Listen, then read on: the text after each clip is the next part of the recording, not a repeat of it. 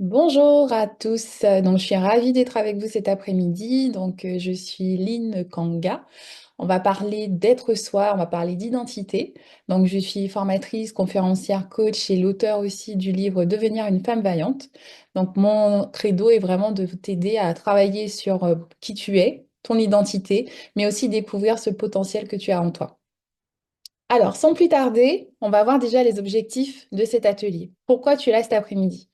Alors déjà, on va voir ensemble comment apprendre à te connaître, vraiment savoir qui tu es. Donc apprendre à te connaître tes valeurs, connaître mieux ton identité pour pouvoir en fait être aligné dans tes décisions, mais aussi surtout par rapport à ton appel, ta mission, parce que Dieu t'a confié une mission, tu as un objectif sur cette terre. Et donc du coup, c'est important de savoir te connaître pour pouvoir aller vers cette mission.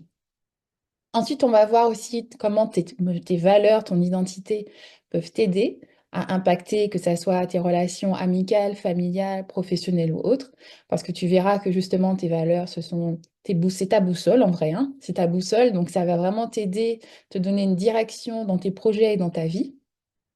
Et enfin, l'objectif aussi, c'est que tu termines avec vraiment du concret. Donc, que tu aies une boîte à outils avec des outils concrets. Et justement, je t'ai fait un cadeau avec du coup un livret de travail, donc un workbook que tu pourras récupérer à la fin, qui va te permettre de pouvoir continuer à faire les exercices et tout ce qu'on aura vu durant ce temps ensemble. Donc, j'espère que tu es prêt parce qu'on aura beaucoup de choses à voir et ça va être très pratique. Maintenant, on va passer à un temps d'échauffement avec premièrement une question. Donc, je t'invite à répondre dans le chat et je vais t'inviter à me dire, selon toi, comment toi tu te vois, partage-moi une qualité ou un talent.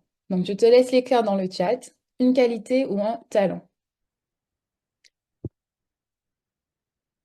Ok, alors du coup, donc au niveau de ce qui est écrit, donc on voit qualité, la cuisine, l'empathie, la bienveillance, la persévérance, très bien pour toutes ces qualités. Donner des conseils, aider, être là pour les autres, la présence, ok, très bien, très bien. Parfait, merci. Alors, ce premier point, ce premier élément sur tes qualités ou tes talents, ça te permet de voir en fait ton identité unique. Qu'est-ce que tu as en toi d'unique? Donc, ça, c'est déjà, on va dire, une mise en bouche pour t'aider à pouvoir avoir une vision positive de toi, bien sûr, mais déjà commencer à voir ce qui fait que tu es unique. Très bien, merci pour la participation. On va continuer. Vous pouvez continuer à mettre les autres réponses dans le chat, hein, c'est très bien. On continue avec la deuxième, du coup, une deuxième question. Alors, vous invitez maintenant à terminer cette phrase. Je me sens vivre lorsque...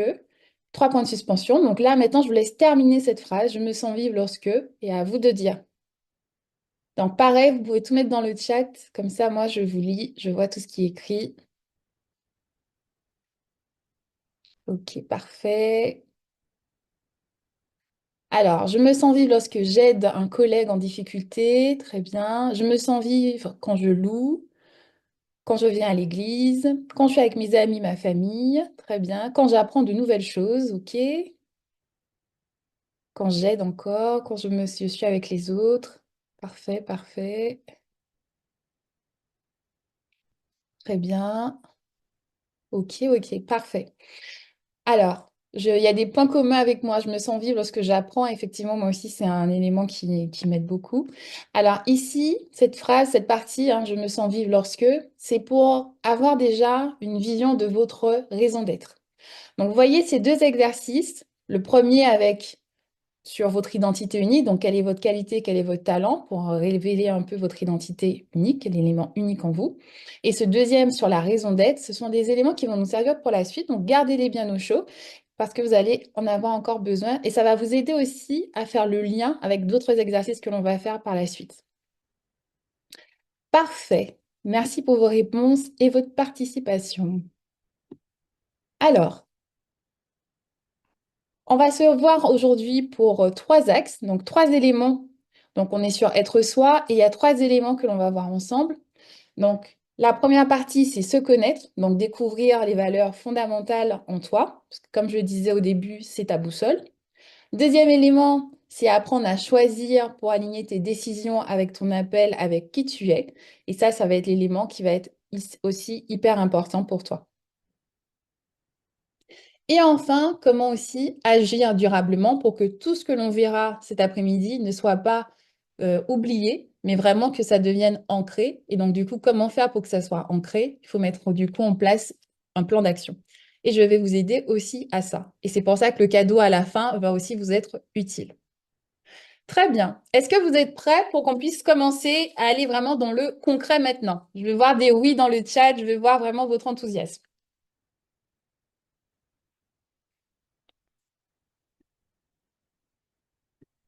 Oui, oui, oui, super. Ça fait plaisir. Ah oui, oui, oui, j'ai bien venir. Très bien. Génial, j'aime beaucoup. Parfait, parfait, super. Très bien. Alors, on va commencer tout de suite. Donc, le thème d'aujourd'hui, c'est être soi. Être soi, qu'est-ce que c'est? Donc, on va parler d'identité. Et ma question pour vous, c'est pour vous, en un ou deux mots, c'est quoi l'identité? C'est quoi ton identité? C'est quoi l'identité pour toi? Et je vais vous inviter à scanner le QR code ici, ou pour ceux qui n'ont pas de QR code, vous pouvez aussi avoir le lien. Vous allez scanner le QR code et du coup, ça va vous permettre de pouvoir mettre votre mot et ça va nous permettre d'avoir un joli nuage de mots à la fin. Donc, en un ou deux mots, c'est quoi l'identité pour vous?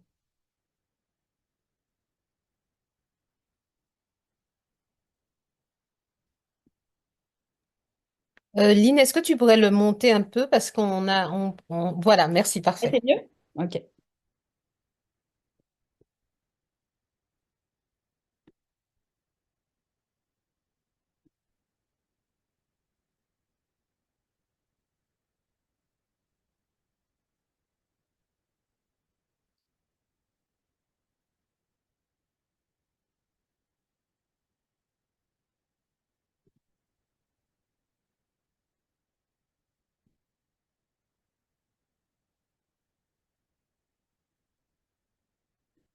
Alors, est-ce qu'on commence à avoir des mots? Pas encore.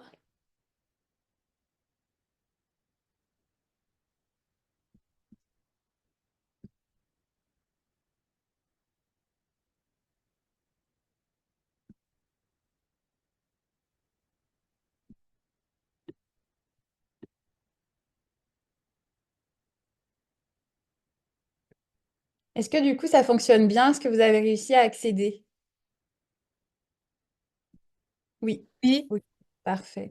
Non, je ne vois pas encore vos mots. Ah, ça y est. OK. Alors, comment définis-tu l'identité? Normalement, vous devez voir mon écran. Là, vous voyez vos différents mots. Ce qui me différencie, qui je suis.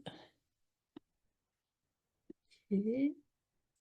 Regardez, est-ce que vous voyez bien mon écran? Parfait, oui. OK. Alors, fille de Dieu, femme vertueuse, j'aime beaucoup, ça me parle. Ce qui est moi, être, ce que Dieu dit de moi, qui on est, mon être profond, bienveillance, enfant de Dieu, essence, Christ, culture, ce qui me définit, mon moi profond, Hmm. Mes valeurs, une aventurière. C'est la définition de qui je suis, ipséité, qui tu es, ce qui te différencie, détail, différence, généreux. Ok, ok, ok. Les valeurs, très bien. La singularité, parfait.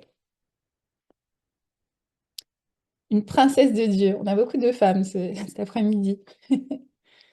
Ma valeur en Christ, oui.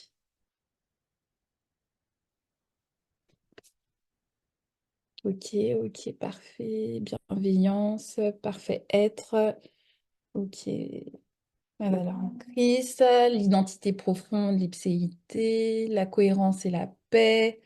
Ok, détails, différences. Très bien. Bien. Alors, c'est plutôt pas mal, hein. Vous avez bien trouvé, vous avez une bonne définition de l'identité.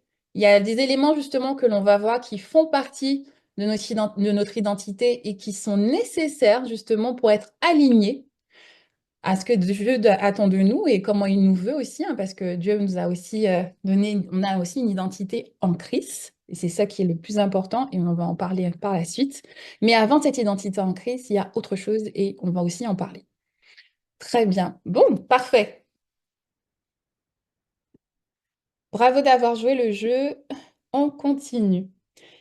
Alors, je vais définir du coup l'identité et en vrai, tout ce que vous avez dit était déjà très bien.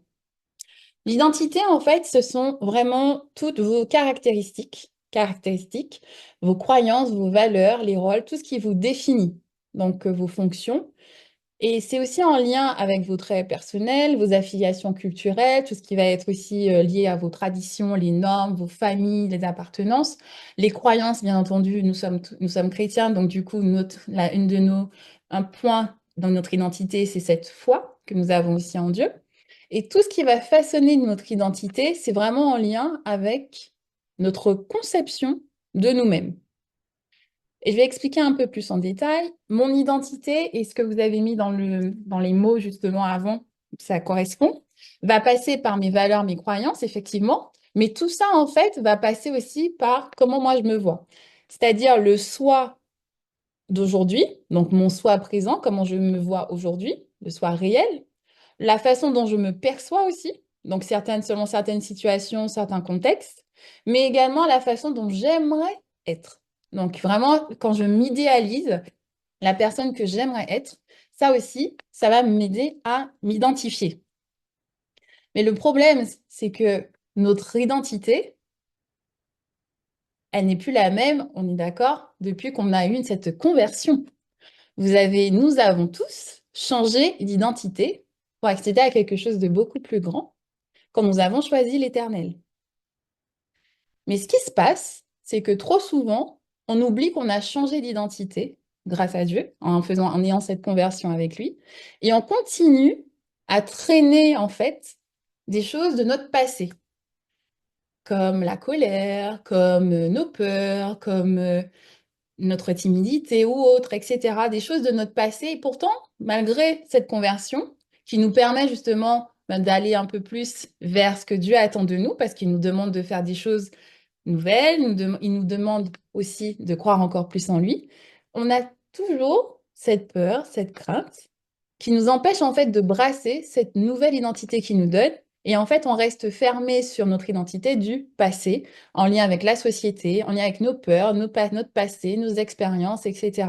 Et qui nous empêche en fait d'entrer dans cette identité que Dieu a placée en nous, cette identité en Christ. Mais on va continuer. Et pour aller plus en détail justement sur cette identité, il y a un élément qui va être important que l'on va voir tout de suite avec une petite illustration et je pense que ça va clarifier. Je vais vous inviter à répondre à une question. On va parler ici d'un acteur qui a commencé sa carrière en s'habillant en poulet pour diriger les passants vers la chaîne de fast-food El Pollo Loco. Pour répondre à cette question, je vais vous mettre ici, hop, encore du coup un QR code avec aussi un lien.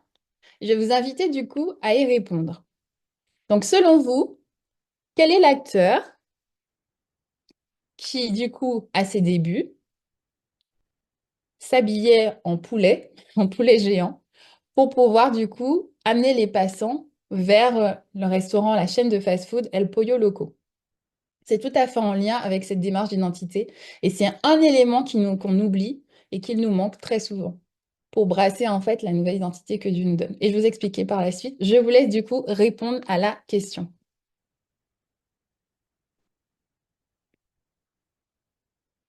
Est-ce que ça fonctionne bien? Est-ce que ça va? Est-ce que vous avez réussi à avoir l'accès? Oui, Ok, oui, parfait. oui. Très bien. Ah, les réponses. Alors, Clint Eastwood, Jean-Claude Van Damme, Brad Pitt, Denzel Washington, côte à côte. Clint Eastwood 6.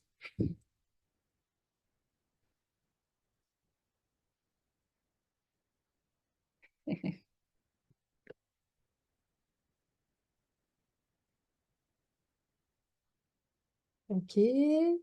Bah, pour le moment, c'est Clint Eastwood qui mène.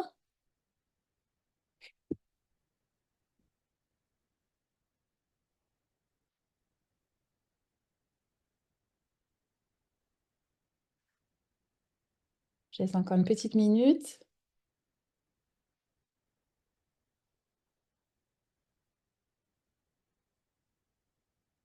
Brad Pitt 4, Clint Eastwood toujours.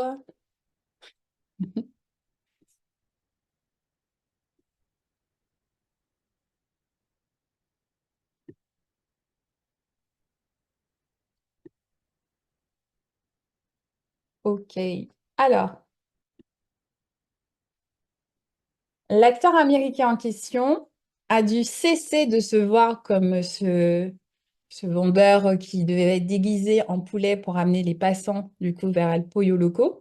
Et il a dû commencer à se voir comme ce grand acteur américain qu'il est devenu. Il a dû changer d'image, il a dû commencer à incarner cette nouvelle image. C'est-à-dire que pour nous, pareillement que sur notre passé, on avait une vision de nous, on avait, voilà, on nous voyait avec toutes ces difficultés, tout ce passé lourd. Mais en ayant cette conversion, on entre nous aussi dans une nouvelle identité. Bien entendu qu'on a encore nos difficultés, nos faiblesses, mais on a quand même quelque chose en plus. C'est cette identité que Christ nous donne qui nous permet d'incarner, et c'est ça le mot, incarner une nouvelle identité grâce à lui.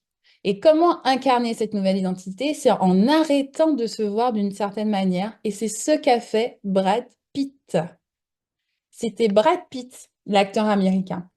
Pendant plusieurs années, il a dû du coup être vendeur, donc il travaillait pour El Pollo Loco. Et il était déguisé en poulet, donc complètement de la tête aux pieds. On ne le reconnaissait pas. Vous vous rendez compte? Et pourtant, il a cru qu'il allait devenir un jour ce grand acteur américain. Et c'est en changeant cette identité, en ayant cette volonté, cette identité-là, qu'il est devenu l'acteur américain que vous connaissez aujourd'hui. Donc, incarner cette nouvelle identité, c'est vraiment l'élément important qui va nous permettre, du coup, de pouvoir faire de grandes choses avec Dieu. Donc, pour ça, pour que tu puisses pouvoir incarner, tu dois arrêter de te voir comme trop timide, trop nul, trop tout ce que tu veux. Arrêtez de te croire pas assez joli, beau ou autre, pas assez intelligent, intelligente, pas assez tout ce que tu rajoutes, tout ce que tu mets derrière.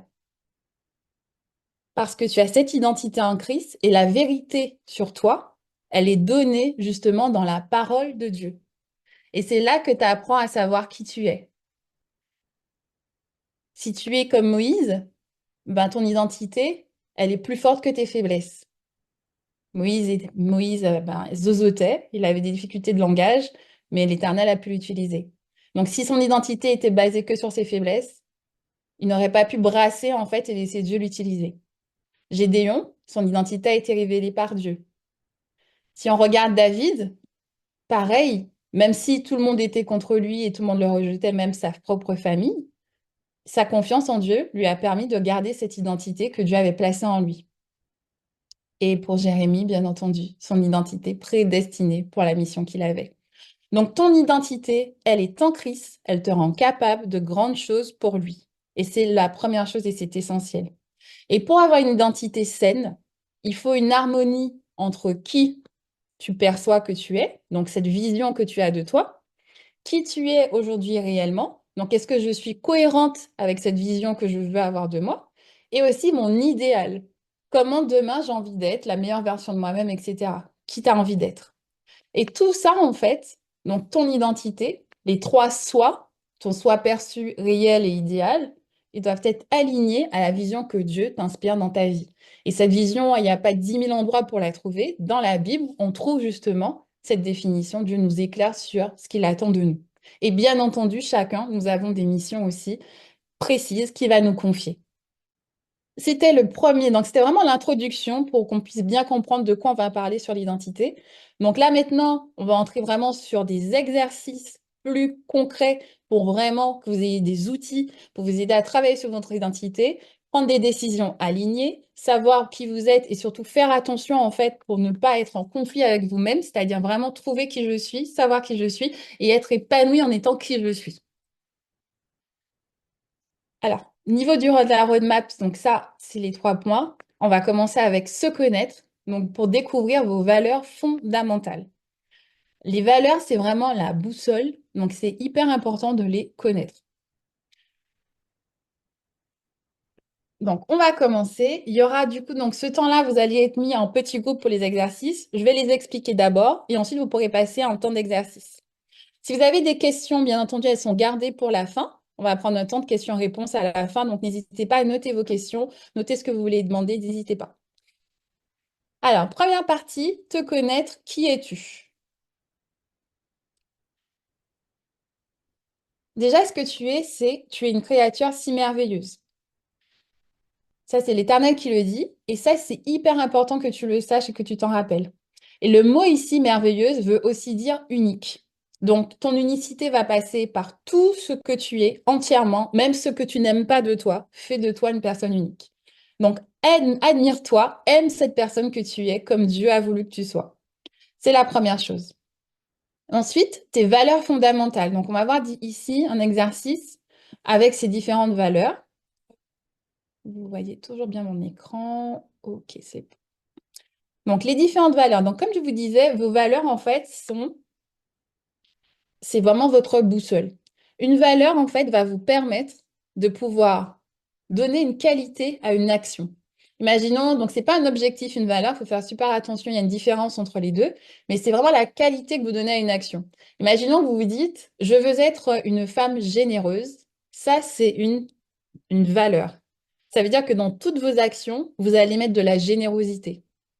Par contre, si vous dites, je veux donner 20% de mes revenus à telle association, etc., ça, c'est pas une valeur, c'est un objectif que vous allez définir.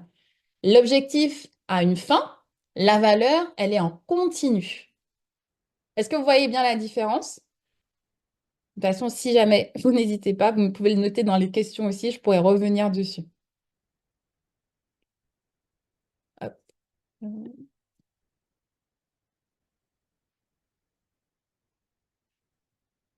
Pas trop m'admirer. Alors, il faut trouver effectivement l'équilibre, mais il faut quand même que tu t'aimes. Il faut quand même que tu apprécies la personne que tu es. C'est une réponse à pattes. Ok, alors je reviens sur les valeurs. Donc, vous allez du coup, ici, l'objectif de cet exercice, identifier vos valeurs fondamentales qui vont guider vos choix et vos actions. Très important parce que ce sont vos valeurs qui vont être un peu comme votre garde-fou pour éviter en fait de faire les mauvaises décisions ou de faire les mauvais choix.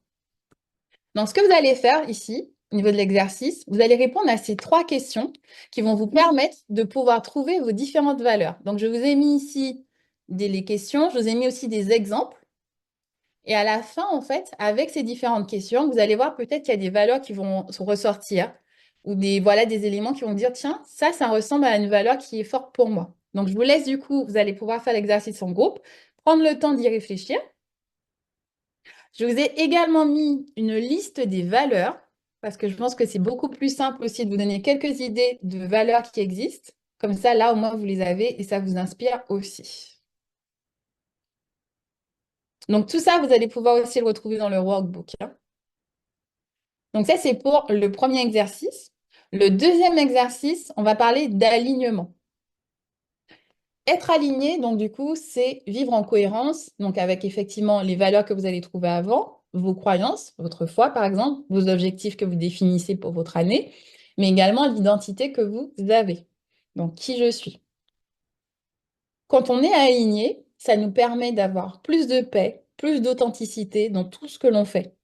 Donc, c'est hyper important en fait que vous soyez cohérent entre vos pensées, vos actions, vos comportements, tout ce que vous allez faire, que ça soit vraiment en harmonie avec la personne que vous êtes et notamment en harmonie avec la parole de Dieu, parce qu'ici nous sommes chrétiens. Donc, l'élément important pour nous, qui va nous aider à être alignés et qui va nous aider dans notre identité notamment, c'est de se baser sur la parole de Dieu. Donc, du coup, je vous propose également un exercice qui va vous aider. C'est de réfléchir en fait à un moment où vous avez eu un alignement, c'est-à-dire un moment où vous êtes senti aligné avec vous-même. Qu'est-ce que vous étiez en train de faire à ce moment-là qui fait que vous êtes senti aligné, c'est-à-dire vraiment en harmonie, pensée, émotion, action, réaction, tout était vraiment en harmonie. Ce que vous faisiez, quelles émotions vous avez ressenties et quelles valeurs qui étaient honorées à ce moment-là. Plus vous allez trouver ces moments où vous vous sentez aligné, plus vous allez aussi reconnaître ces moments où vous êtes plus épanoui aussi. Et ça va vous aider aussi dans vos décisions, que ce soit professionnelles, amicales ou autres, à savoir en fait où est-ce que je suis au mieux de moi-même. Où est-ce que je me sens vraiment bien, où est-ce que je me sens épanouie, où est-ce que je sens que mon identité, elle est vraiment, où je me sens vraiment à ma place en fait. Donc voilà ce qu'on va faire ici pour ces deux exercices. Donc je vous remets le premier sur du coup les valeurs fondamentales avec les trois questions. Et ensuite le deuxième sur l'alignement pour chercher du coup à reconnaître ces moments où vous vous sentez vraiment épanoui. Alors, je vous ai également rajouté ici la roue des émotions qui vous permet en fait aussi de savoir un peu mieux comment définir les émotions. Parfois, on se limite aux émotions primaires, je suis triste, je suis heureux, je suis en colère. Mais en fait, on réalise en fait que pour chacune de ces émotions, vous pouvez les détailler un peu plus. Et plus vous allez apprendre aussi à dire les émotions, à noter vos émotions, plus aussi ça va vous apprendre à ben, mieux identifier aussi ben, à quel moment vous vous sentez bien, à quel moment vous vous sentez moins bien. Apprendre un peu à mieux vous connaître aussi et définir votre palette émotionnelle. Ça aussi, c'est intéressant de les connaître.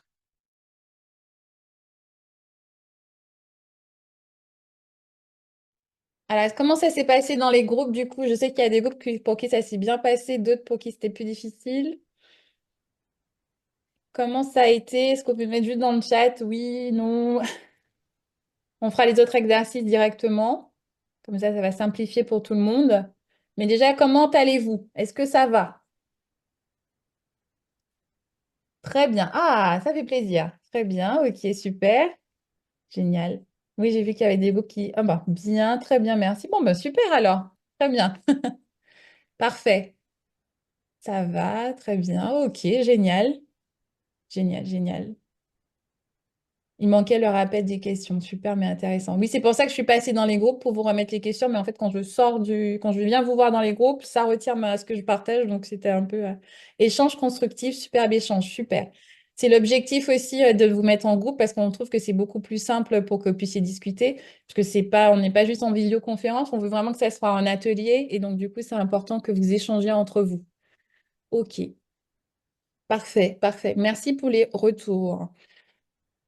Très bien, on va continuer. Donc, le deuxième exercice, ben, là, tant vous aurez le support parce que pour les prochains exercices, on va les faire en direct. Le deuxième exercice, ça va être sur le souvenir d'alignement. Et l'objectif, en fait, ici, c'est de voir avec vous, d'essayer de reconnaître les moments où vous êtes vraiment senti aligné. Donc, comme je vous disais au début, l'alignement, c'est-à-dire que mes pensées, mes actions, mes émotions, tout est aligné, tout est cohérent, mais c'est surtout cohérent à mes valeurs et à mon identité, du coup, à mon identité propre. Donc, réfléchir en fait à ces moments où vous êtes vraiment senti très épanoui, vous êtes senti dans un équilibre, dans une harmonie, dans une paix, parce que vous étiez vraiment en cohérence avec vos valeurs. Donc là, vous allez du coup répondre à ces trois questions. Donc, qu'est-ce que vous étiez en train de faire à ce moment-là qui fait que vous vous êtes senti super épanoui? Quelles émotions vous avez ressenties et quelles valeurs vous avez honorées? Donc, je vous laisse y réfléchir donc personnellement, donc avec feuille stylo à la maison. Personnellement. Et ensuite, du coup, on va avoir un temps où je vais demander un peu de restitution pour bien sûr ceux qui le veulent, pour qu'ils puissent nous dire alors les valeurs que vous avez trouvées, quels étaient vos moments d'alignement. Et toujours dans le respect, si jamais vous n'avez pas envie de partager directement dans le chat, vous pouvez aussi nous partager à nous, il y a l'équipe qui est là. Donc, n'hésitez pas aussi à leur envoyer directement si jamais c'est quelque chose que vous ne voulez pas partager directement.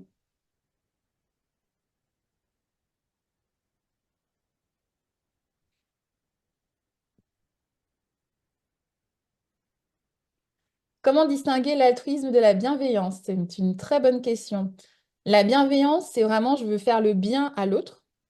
L'altruiste, c'est celui qui est vraiment plus dans la démarche. Alors, la bienveillance, je veux faire du bien à l'autre dans mes paroles, dans mes actions, dans mes gestes. L'altruiste, je suis vraiment là pour accompagner une personne que je vois qui est en difficulté. Le bienveillant, il fait du bien à l'autre en tout temps. L'altruiste, il vient vraiment plus dans une démarche quand l'autre est en difficulté, etc. Le bienveillant, c'est en tout temps, quand l'autre est en difficulté ou pas. L'altruiste, il a vraiment une démarche en plus. Et c'est des mots qui se ressemblent. On est toujours dans la même perspective, je viens aider l'autre.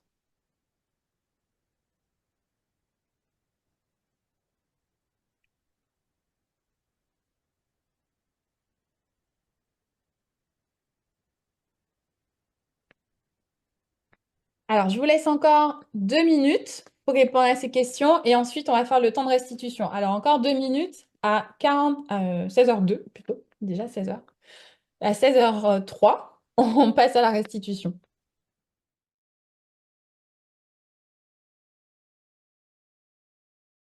Ok.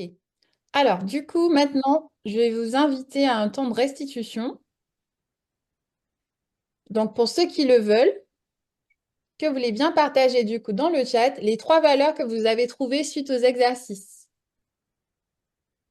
Ah, on va revenir après. Donc, LR me dit, je me suis sentie alignée quand j'ai fait mon entraînement de course et que j'ai été au bout. Émotion, reconnaissance, fierté, valeur honorée, tenir parole, aller au bout de ses décisions, persévérance. Très bien. Ok, merci. On arrive sur cette partie-là après. Je vais vous poser la question aussi sur l'alignement. La première chose, du coup, déjà, donc vous avez fait l'exercice, vous étiez plutôt c'est l'exercice que vous avez fait en groupe. Quelles étaient vraiment, en fait, pour chacun, quelles sont les trois valeurs que vous avez trouvées suite au premier exercice déjà? Il y a les trois valeurs que vous avez trouvées avec les trois questions. Altruisme, ok. Donc, aider les autres de façon désintéressée quand ils sont en difficulté. Ouais.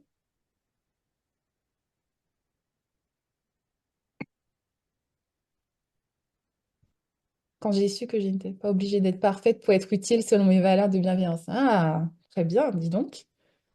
Ok, on va dans la profondeur, j'aime beaucoup. Je trouve que vous avez bien fait les exercices. Pour avoir ce genre de réponse, c'est que vous avez vraiment pris le temps de faire l'exercice convenablement, donc très bien. N'hésitez pas les autres à partager. Et comme je vous ai dit, si c'est quelque chose de trop intime, on peut nous le partager pour vous. On peut les dire comme ça, sans dire les noms.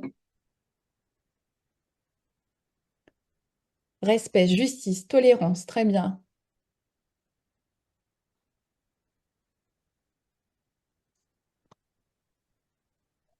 Quand on a, et j'ai aidé une personne non-voyante. Aligné avec l'amour de la musique. D'accord, très bien.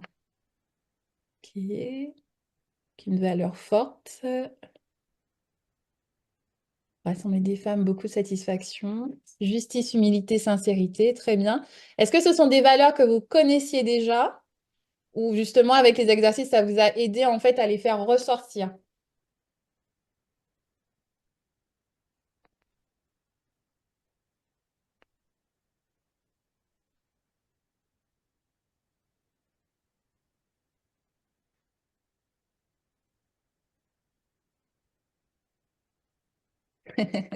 Très bonne question, LR. Effectivement, oui, on peut avoir une valeur et ne pas toujours la respecter. Et c'est là justement que vous n'êtes pas du tout aligné. Et donc, du coup, ça crée des conflits internes. Donc là, c'est là que vous êtes plus dans la colère, vous commencez à être aussi dans l'insatisfaction de votre vie, etc. parce que vous ne respectez pas vos valeurs. Donc oui, on peut avoir des valeurs et ne pas les respecter. C'est pour ça que c'est important de les connaître parce qu'on peut ne pas les respecter parce qu'on ne les connaît pas ou parce qu'on ne veut pas les respecter. Et c'est dommage parce que, comme je vous disais au début, vos valeurs sont vraiment vos boussoles pour vos décisions, pour la direction de votre vie, pour votre vision aussi de vie. Être utile, ok. Loyauté, sérénité, confort, très bien, très bien, très bien. Ok, parfait. Alors, toutes ces valeurs-là, notez-les bien et vraiment cherchez aussi dans vos actions du quotidien de voir comment vous pouvez utiliser cette valeur pour encore plus faire la différence parce que ça fait partie de votre identité, c'est vraiment votre force aussi, c'est votre boussole pour vos décisions, pour votre direction. Donc, vraiment, notez-les bien ces valeurs. On va continuer avec la deuxième question. Là, du coup, je veux bien que vous me partagiez un moment d'alignement que vous avez eu. Donc, par rapport au deuxième exercice, c'était les moments d'alignement. Est-ce que vous pouvez partager un moment d'alignement que vous avez eu?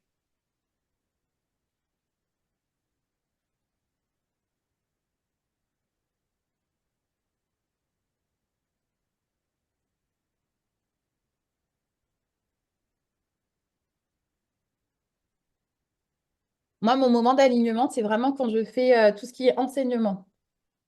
Là, c'est vraiment les moments où je me sens le mieux. Clairement, et l'émotion que j'ai, c'est plutôt de la satisfaction quand je vois que je peux aider les gens en fait, à évoluer, à grandir, à aller mieux dans leur vie aussi. Et bien sûr, les valeurs du coup qui sont fortes pour moi et qui reviennent beaucoup aussi, c'est l'empathie et l'entraide. Euh, Moi, j'ai Oui. connu un moment d'alignement il n'y a pas très longtemps, Ah, quand j'ai préparé des petits déjeuners à l'association Babel Café ah, le dimanche matin pour les personnes sans abri et les gens de passage.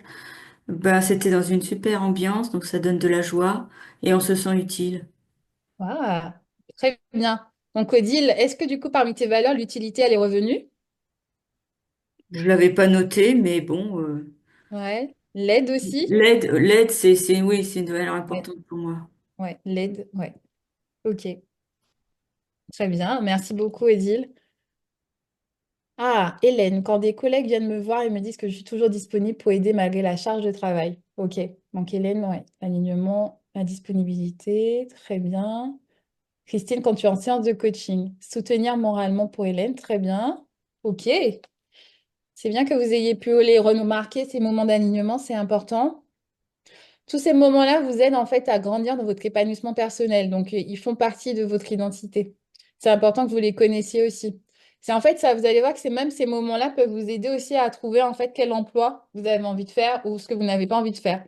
Parce que ces moments d'alignement vous aident aussi à savoir où est-ce que vous vous sentez à votre place, où est-ce que vous ne vous sentez pas à votre place. J'ai une femme que j'accompagnais en coaching, du coup, qui est manager. Et en fait, pour elle, les valeurs qui revenaient beaucoup, c'était le bien-être, aider les autres. Et elle était très sportive. Et en fait, en faisant ces différents exercices et en allant beaucoup plus loin, elle a noté que c'était pas du tout ce qu'elle faisait qui était convenable pour elle. Et là, elle est en phase de reconversion pour devenir coach sportif. Parce que ça correspond davantage à ce qu'elle est. Donc, vous voyez que quand on travaille sur nos valeurs, notre alignement, etc., ça nous permet en fait de revenir aussi à ce qui est important vraiment dans notre vie et à trouver une vraie direction. Donc, c'est pour ça que c'est important de travailler sur vos valeurs, comme je vous disais, parce que c'est vraiment votre boussole. J'aide mes élèves à faire leur exercice. Très bien, très bien. Quand je me sens utile à la personne qui a besoin de mon aide. OK. Ah, Béatrice, très bien. Donc, l'utilité, la bienveillance aussi ici. Quand je suis à l'écoute d'une amie, même d'un inconnu. OK. Donc, l'écoute. Très bien. Il y a de belles valeurs humaines. Et je trouve qu'il y a de belles valeurs aussi qu'on retrouve, qui sont en lien avec notre identité aussi ancrée, ça. Donc, super. Très bien, parfait. Merci beaucoup pour votre participation et pour tous les partages. Vraiment, c'est hyper important parce que c'est riche et ça fait partie aussi des meilleurs moments pour l'atelier. Très bien. Alors, on va continuer. On a vu du coup se connaître. Donc, comme je vous disais, vous avez un cadeau à la fin. Vous allez avoir le workbook pour continuer à travailler du coup sur ces exercices-là. Et vous allez aussi avoir un exercice en plus. Il y a des bonus aussi dans leur workbook parce qu'on ne peut pas tout faire en 1 heure et demie. D'ailleurs, on est bon normalement au niveau du timing. Mais en tout cas, voilà, vous pouvez continuer à approfondir. Et surtout, en fait, la troisième étape que l'on va voir aussi, c'est que tout ce que vous voyez là, il faut que vous puissiez aussi continuer à les utiliser, à travailler, à évoluer avec. Donc, on a vu se connaître pour découvrir vos valeurs fondamentales qui sont importantes pour la suite. Maintenant, on va travailler sur choisir, faire des choix alignés avec ces valeurs que vous avez vues pour pouvoir du coup entrer aussi dans votre appel de façon plus sereine. Alors, faire des choix alignés, on va voir du coup comment. Première chose pour faire des choix alignés, cherchez d'abord le royaume et la justice de Dieu. Ça, c'est la base. Donc, ça, c'est vraiment ce qui va nous aider à faire le mieux nos choix, nos décisions et à vraiment entrer dans notre appel. Et ça, il y a pas de recette miracle, hein. C'est vraiment par la prière, la méditation, les temps qu'on va passer aussi avec Dieu et bien sûr en méditant sa parole tous les jours. Pour aller encore plus dans du concret, je vous propose aussi là des exercices. Un premier exercice, c'est la matrice décisionnelle. Donc l'objectif ici, c'est de vraiment apprendre à analyser vos décisions. Donc ce tableau, vous l'avez aussi dans le workbook, mais vous pouvez aussi, donc du coup là, on va faire l'exercice ensemble. Donc pas besoin de se remettre en groupe. On va pas se mettre en groupe. Analyse de vos décisions. Donc, la première chose ici, c'est vous allez du coup apprendre à évaluer vos décisions. L'intérêt de faire ça, hop, c'est évaluer et réévaluer vos décisions. C'est-à-dire, si je prends une décision pour un poste ou bien même pour une relation, je vais vérifier en fait que cette décision elle est bien en lien avec mes valeurs et mes priorités spirituelles. Si ce n'est pas le cas, bah, du coup, j'ai une autre décision à prendre et à réajuster aussi cette décision qui est importante pour moi. Donc, ce que je vais vous inviter à faire, c'est que là, vous allez du coup réfléchir à vos différentes décisions que vous avez prises cette semaine ou encore ce mois-ci, ou encore au mois de décembre, et vous allez réfléchir en fait à est-ce que ces décisions étaient alignées, oui ou non, à ce que je suis, à ce que je veux. Et si c'est le cas, pourquoi? Donc, vous allez prendre du coup ici, on va prendre 5 minutes. C'est important en fait de pouvoir le faire même au quotidien parce que vous allez voir souvent la prise de décision, on ne sait pas trop ce que l'on veut faire, que ce soit dans le choix du conjoint, le choix du travail, le choix même des actions qu'on demande aussi à l'église, hein. Parfois, on ne sait pas trop. Et en fait, quand vous vous basez sur vos valeurs et vos priorités spirituelles aussi, ça vous permet en fait de définir de meilleures décisions. Je prends l'exemple, par exemple, de mon exemple et l'exemple de mon conjoint. Cette année était une année qui était un peu spéciale parce que c'était l'année après le mariage, donc normalement on doit calmer les choses. Mais pour lui, son focus était plus, par exemple, sur plus d'études de la Bible ou encore plus la prédication. Donc au niveau de ses décisions, il a fait un focus sur comment je vais être pour la transmission, pour enseigner. Et commencer à prendre des décisions même au sein de l'Église pour faire des actions où il va plus enseigner, donc plus se rapprocher de l'école du sabbat ou de la prédication. Vous voyez, donc, selon en fait les priorités spirituelles que vous avez, par rapport à vos valeurs aussi, vous allez prendre des décisions différemment. Donc là, je vous invite du coup à réfléchir à des décisions que vous avez pu prendre, à vérifier si elles étaient alignées ou pas, et même que vous pouvez utiliser cet exercice en tout temps pour toutes vos actions. Et surtout, la partie la plus importante, c'est pourquoi c'est aligné, pourquoi c'est pas aligné. Je vous propose de le faire pour 3 décisions, pour un peu vous habituer avec l'outil, et comme ça, vous pourrez le faire après, par la suite, pour vous, chez vous. Et bien entendu, si cet exercice aussi vous suscite des questions, notez-les, et à la fin, on aura un temps de questions-réponses, hein. Donc là, je vous laisse du coup, il est 14. Allez, je vais vous laisser 5. Allez, c'est parti pour 7 minutes. On se retrouve à 21. On voulait donc là, pas de groupe. Ok. Ça va sur l'exercice?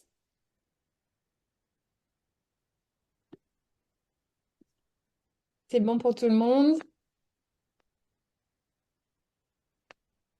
Ok, oui, merci, oui, ok, très bien. Très bien. Alors, comme je vous disais, cet exercice est là pour vous aider à évaluer ou réévaluer du coup les décisions que vous avez à prendre. Et c'est un exercice qui est utile vraiment quand vous avez une décision importante à prendre et vraiment dans toutes les situations. J'ai un exemple d'une amie qui justement ne savait pas en fait, alors on lui a proposé un poste à l'église, et elle ne savait pas si elle allait y aller ou pas. Donc du coup, ce qu'elle a fait, c'est qu'elle a réfléchi justement par rapport à ses valeurs. Et une de ses valeurs fortes était le service dans le royaume. Elle a accepté le poste qu'on lui a donné et ça se passe très bien. Donc, c'est important en fait de pouvoir être aligné avec ces différentes valeurs que nous avons, donc que vous avez du coup découvert avant avec les autres exercices. Maintenant, vous avez cette matrice décisionnelle pour vous aider dans vos décisions et vos choix, et c'est valable dans toutes les situations, donc n'hésitez pas à les utiliser. On va continuer du coup avec un autre élément qui est en lien aussi avec notre identité, c'est notre authenticité, mais dans nos relations. Donc, pour avoir des relations qui vont être épanouissantes, il faut que je me sente en paix avec cette relation, que je me sente authentique, vraie dans cette relation. Et donc, du coup, c'est important de savoir quelles sont les relations qui vont être positives pour vous, qui vont vous aider à grandir, qui vont vous nourrir, mais aussi faire attention aux relations qui vous dévient de vos valeurs. Et donc, du coup, il y a certaines relations dans notre vie qu'on est obligé, en fait, de mettre de côté. Donc, ce que je vous invite à faire là, c'est de réfléchir, du coup, aux différentes relations que vous avez. Donc là, vous avez sur l'exercice des relations qui vous nourrissent, mais aussi réfléchir à des relations qui vous pèsent. Et pour chacune de ces relations-là, vous allez réfléchir, est-ce que cette relation reflète mes valeurs et ma vraie nature? Donc, vous les avez vues en amont. Et comment vous pouvez changer pour être plus authentique dans cette relation? Donc là, on va maintenant passer sur l'axe important. Donc, les relations aussi au travail, c'est les relations aussi amoureuses, c'est les relations fraternelles à l'église. Voilà, c'est vraiment toutes ces relations que vous avez, les relations familiales. Donc là, pareil, on repart sur 5 minutes. Et je vous laisse du coup réfléchir à ces différents types de relations que vous avez. Ok, très bien. Alors, on va continuer. Alors, qu'est-ce que j'ai comme annotation?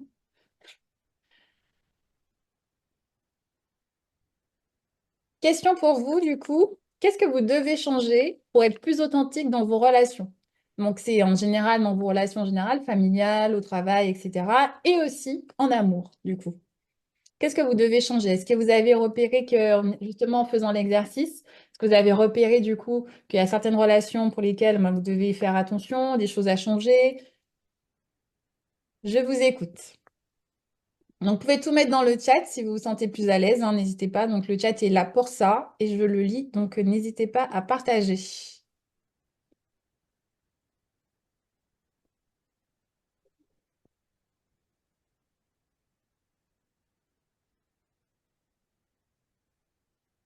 Donc, être plus authentique, c'est toujours en lien avec vos valeurs, ce que vous avez vu en amont. Donc, il y avait qui parlait de la bonté, la bienveillance, de la persévérance, etc. Mais est-ce que dans vos relations, comment du coup vous pouvez changer justement pour être plus authentique, plus en lien avec ces différentes valeurs?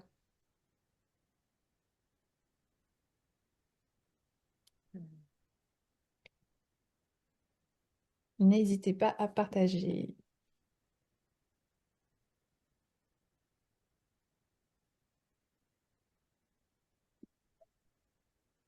Être en accord avec soi-même, Cafui. Ok. Choisir les bonnes relations. Avoir de la personnalité, de ne pas dire oui à tout. Ah, oui, je suis d'accord. Être fier de nos valeurs pour pouvoir être authentique. Mhm. Oui, tout à fait. Et après, comment tu mets cette valeur dans tes actions, tes décisions, tes relations? C'est ça qui fait que c'est authentique aussi, c'est que tu es aligné. Pas chercher forcément à s'aligner sur ce qu'autrui attend de soi. Tout à fait. Être à l'écoute et dans le respect tout en sachant dire non. Oui, poser des limites. Vous avez tous quasiment dit ça. Poser des limites, effectivement. Ouais, très bien. S'améliorer personnellement. Paola. Oui. Ah, ah. Très bien, très bien. Alors, il y en a pour certains, c'est un peu, ça manque de concret. Parce que voilà, quand vous dites, par exemple, s'améliorer personnellement, ça veut dire quoi exactement? Connaître sa valeur, ok. S'améliorer personnellement, ça peut être plusieurs axes. Je veux m'améliorer dans ma communication, je veux m'améliorer au niveau de mes pensées, je veux m'améliorer au niveau de mes réactions, etc. Ne pas attendre de l'approbation en retour. Ça, c'est hyper. Alors, ça, c'est un travail qui est vraiment intense dans la mesure où travailler sur justement se libérer de l'approbation des autres, c'est-à-dire donc le regard des autres, le retour des autres sur oui, tu fais des choses bien, les qualités, etc. Ça, vraiment, apprendre à se libérer de ça, c'est énorme dans la mesure où ça vous aide beaucoup à grandir. Donc, très bien. Ne pas attendre de l'approbation en retour, ça, c'est un point vraiment à travailler que je nous invite vraiment à travailler parce que notre identité, on l'a trouvée, on sait qu'elle est en Christ, le socle, il est profond et il est fondé. Donc, on n'a pas besoin d'attendre que les autres viennent nous dire je suis ce que tu es ceci, tu es cela, puisque ce qui est dommage, c'est que quand on attend trop de l'approbation des autres, des compliments ou des retours des autres, on attend tellement ces compliments que quand il y a aussi la partie négative des critiques, on se sent en fait touché. On est tout de suite atteint en fait par les critiques positives, comme alors les critiques positives, par les critiques négatives et du coup aussi ben, les compliments. Il faut apprendre en fait à trouver un équilibre. C'est bien d'avoir recevoir des compliments, mais il faut pas non plus que ça nous fasse monter en extase, en tellement de joie parce qu'on a reçu un compliment. Il faut apprendre en fait à travailler cette maîtrise de soi. Je reçois des compliments, je suis content, d'accord, c'est bien, merci. Mais il faut aussi être dans la maîtrise de soi quand on reçoit des critiques négatives, de les voir vraiment comme un moyen d'apprentissage, donc des critiques d'amélioration. Mais apprenez vraiment à équilibrer, que ce soit du positif, que ce soit du négatif, apprenez à équilibrer. Ne pas considérer que le problème, c'est forcément l'autre, mais tenter une analyse la plus honnête possible. Tout à fait. Et d'ailleurs, c'est même un secret qu'on nous partage beaucoup en coaching, c'est apprendre à être responsable de tout ce que vous... d'être responsable. Ne pas mettre sur le dos des autres ce qui vous arrive, vos situations, parce que c'est en général lié à vos actions ou à vos inactions. Donc vraiment être dans cette dynamique de je suis responsable de ma vie, en fait, de ce qui m'arrive. Paola, son caractère. Ne pas accepter le manque d'équité ou de favoritisme, mettre les limites. Tout à fait. Ok, bien. Ben, c'est très bien. Je vois qu'il y a des choses concrètes qui sont dites. Apprendre à s'apprécier plus et s'aimer plus pour pouvoir le transmettre au retour. Exactement. Pour pouvoir transmettre de l'amour, il faut que vous soyez déjà, vous, une fontaine. Pas un vase, mais une fontaine. Donc, il faut être vraiment dans cette démarche, je donne. Et vous allez recevoir automatiquement en donnant, en donnant, en donnant. Et en donnant vraiment, et d'ailleurs, on a parlé de l'altruisme avant, en donnant de façon vraiment désintéressée. Ne cherchez pas à donner pour recevoir forcément. Ok, super. Bon, bah, je vois qu'il y a des choses super intéressantes. Alors là, maintenant, c'est pour les futurs, les célibataires, les personnes ou les personnes aussi en couple. C'est vraiment se poser la question. Donc, même si la relation n'est pas encore là pour ceux qui sont célibataires, mais quelle décision rendrait votre relation actuelle pour ceux qui sont mariés ou en couple, ou votre future relation pour ceux qui sont célibataires? Qu'est-ce qui la rendrait vraiment, du coup, alignée à vos valeurs ou vos priorités? Quelle décision que vous pourrez prendre ou prendre pour justement permettre cet alignement? une de mes valeurs, c'est la foi. Ben, du coup, une décision qui est importante dans notre relation, c'est ben, d'avoir la décision qu'on a prise aussi, c'est vraiment d'intégrer vraiment Dieu au maximum et ça donne comme résultat, ce que je pense que plusieurs couples le font aussi, ben, d'avoir des temps de méditation, d'avoir plus de prières ensemble, de faire des retraites spirituelles ensemble, etc., de trouver des moyens en tout cas pour que dans cette relation, la spiritualité, elle soit ancrée. Et c'est bien entendu un travail, mais c'est important de savoir quelles décisions vous allez prendre pour justement être en lien avec vos valeurs, vos priorités. Et ça va impacter aussi votre future relation. Par exemple, pour moi, j'ai dû me séparer d'une relation où on était ensemble pendant 11 ans parce que cette personne est devenue toxique pour moi dans la mesure où ma valeur était ma foi, hein, une valeur forte, mais que cette personne n'était pas dans la foi. Et donc, du coup, ben, la relation a été, on n'allait plus du tout dans la même direction. Donc, comme je vous disais, vu que ma valeur, ma boussole, c'était aller vers ma foi et tout, et que lui, c'était pas du tout le cas, ben, du coup, ça a créé une scission et ça a fait que cette relation n'a pas duré.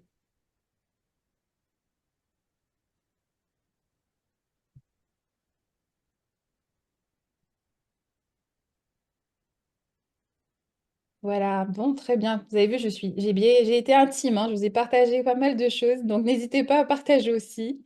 Et d'ailleurs, je vous remercie parce que j'ai vu effectivement qu'il y avait pas mal de partages aussi, donc c'est très très bien, je vous trouve très actif, donc ça c'est génial. Très bien.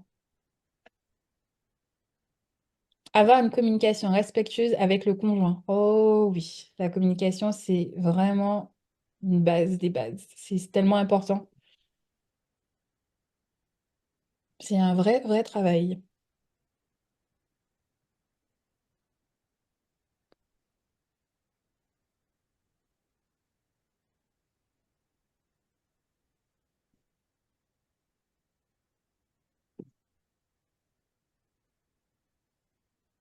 Reconnaître que comme moi, l'autre a ses souhaits propres, même un socle commun de valeurs, et donc créer des ponts et des espaces où l'autre peut se réaliser.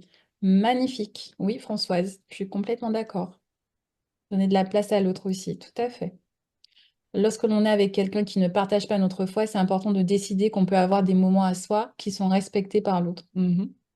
Ouais. Quand la personne accepte, oui. Tenir parole dans mon couple, passer du temps en prière. Les deux conjoints doivent remplir le vase de l'autre. Alors, ouais, mais alors je mets un petit bémol aussi. Effectivement, il vient remplir, et pour moi, alors, le conjoint devient la cerise sur le gâteau, mais c'est important quand même que le gâteau il soit déjà complet, qu'on se sente, voilà, qu'on soit bien nourri, bien riche aussi, déjà prêt à donner. Parce qu'on se marie vraiment pour donner et pas pour recevoir. Donc, c'est important que l'autre ne sente pas que vous êtes là dans l'attente, dans le besoin. Parce qu'en fait, ça crée tout de suite un déséquilibre. Donc, ça à faire attention aussi dans les relations quand on est comme ça. Vraiment, vous, prenez le temps, vous, déjà, d'être vraiment rempli pour être celui qui va être. Tellement vous êtes rempli, ben, vous êtes prêt à être en couple parce que vous êtes prêt à déborder, à donner à l'autre. On se marie pour donner, c'est hyper important. Donc, soyez déjà des fontaines et ne soyez pas des vases, soyez des fontaines. OK. Œuvrer ensemble dans un projet qui nous correspond complètement d'accord. D'ailleurs, c'est là que viennent tous les problèmes, la mauvaise communication, les non-dits entraînent la confusion dans le couple. Oui, ça c'est vrai. Je suis d'accord. Ok, bien, ben, je sens qu'il y a des sujets, c'est un beau sujet. Être plus à l'écoute, avoir de la patience et établir un bon lien de communication. Ouais, la communication revient aussi. Je crois que la communication, c'est vraiment un fer de lance pour tous les couples. Un gros challenge. Ok. Je vous laisse du coup continuer à partager. Moi, du coup, je vais avancer aussi parce que le temps passe et on a bientôt fini. On arrive à la dernière partie qui est agir durablement. Donc, mettre en œuvre du coup des actions concrètes. Donc là, on a vu comment apprendre donc à mieux vous connaître avec vos valeurs, donc avec les différents exercices. Maintenant, apprendre, on a vu aussi comment choisir et avoir des décisions alignées parce que c'est hyper important aussi que vous ayez des décisions alignées aligné à votre appel, aligné à vos valeurs, aligné à vos priorités aussi spirituelles. Donc ça, vous avez les outils, vous avez la boîte à outils maintenant. Et la dernière étape, c'est vraiment agir durablement. Parce que l'objectif, c'est que tout ce qu'on a vu ne soit pas, qu'on ne soit pas en fait des auditeurs oublieux, mais vraiment que tout ce qu'on a vu puisse vraiment infuser dans notre vie au quotidien. Plus vous allez répéter les choses, plus ça va être ancré et plus ça va devenir une nouvelle habitude pour vous. Donc, comment on fait maintenant pour passer à l'action, pour avoir une identité durable et bien fondée sur Dieu? J'aime beaucoup ce verset. Marchez d'une manière digne de l'appel que vous avez reçu. Donc, c'est dans Éphésiens 4. Marchez d'une manière digne de l'appel que vous avez reçu, avec tous les principes en fait qu'on a reçus de la Bible. Donc, le premier point, c'est vraiment au niveau de votre plan d'action. Et ça, on va le voir ensemble.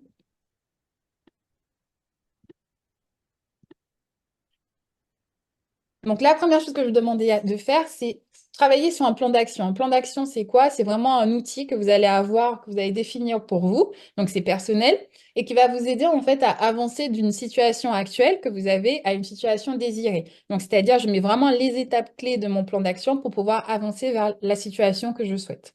Donc, ici, c'est définir et mettre en œuvre des actions concrètes pour être plus authentique dans vos relations et dans toutes vos relations. Donc là, on reste encore sur du global. Donc là, vous allez réfléchir à une relation où vous souhaitez vraiment être plus authentique.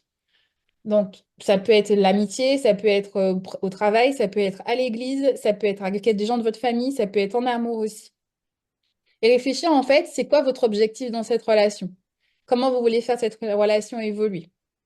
Et quelle action que vous pouvez mettre en place pour, du coup, permettre à cette relation d'évoluer?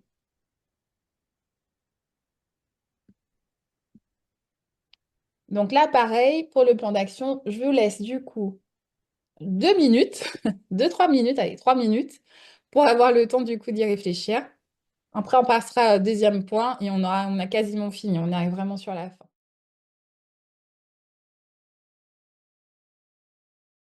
Ok. Donc ça, c'était pour le plan d'action côté relation. Ensuite, sur la partie plus personnelle, c'est vraiment travailler sur votre alignement quotidien. Donc là, l'objectif, c'est que chaque semaine, vous allez réfléchir à une valeur que vous aimeriez travailler.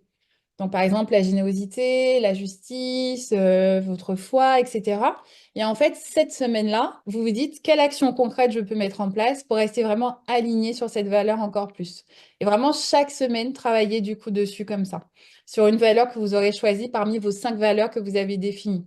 Ensuite, cette phrase que j'aime beaucoup, je me sens vivre quand, que vous avez du coup, auquel vous avez répondu en amont, c'est une phrase aussi que vous pouvez utiliser et du coup, qui va vous aider aussi à rester aligné. Quels sont les moments d'alignement? Quels sont les moments où je me sens épanouie personnellement aussi? Ça fait partie de votre socle pour vous, pour votre identité aussi. Une fois que vous avez travaillé sur ces 2 axes-là, ça vous permet d'avoir une vision un peu plus claire de qui vous voulez être dans vos relations et une vision plus claire aussi de qui vous voulez être au quotidien. Donc ça, c'est un moyen de bien travailler sur votre identité et d'y aller beaucoup plus en profondeur. Et de faire de meilleurs choix, du coup, beaucoup plus alignés aussi dans vos décisions, que ce soit pro, amoureux, personnel, l'église, tout ce que vous voulez. Vous allez voir que ça va vous aider vraiment à pouvoir faire le tri.